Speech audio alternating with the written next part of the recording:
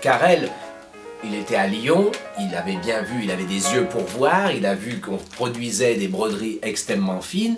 C'était l'époque où Madame Leroudier était au Phénix. Elle avait été primée à l'exposition universelle de 78 et de 89, et donc si on voulait avoir des éléments de connaissance de la broderie, on allait chez elle, à son cours de broderie ou carrément chez elle. C'était une vraie personnalité qui était connue dans le monde artistique et dans le monde de Soyeux. Donc je pense qu'Alexis Carrel n'a eu aucun mal à la trouver et justement à se faire expliquer comment elle procédait. Et donc de faire un comparatif entre ses propres aiguilles chirurgicales et les aiguilles de brodeuse. Alors ce qui a intéressé Alexis Carrel, tout du moins ce que je pense, c'est cette technique de passer en piétant qui permettait de faire de nombreux points sur une toute petite surface.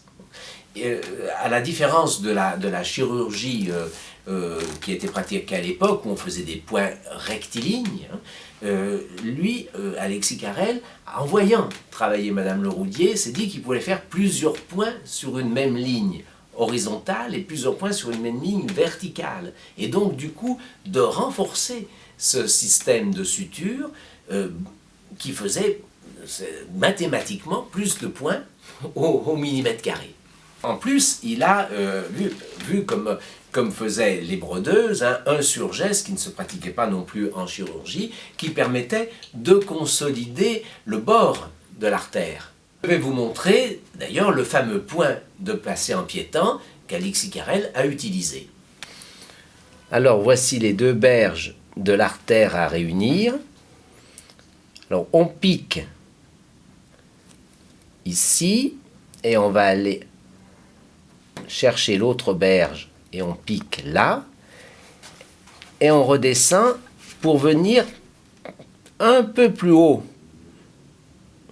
que le premier impact et on remonte et de la même manière on pique un peu plus haut et ainsi de suite en quinconce.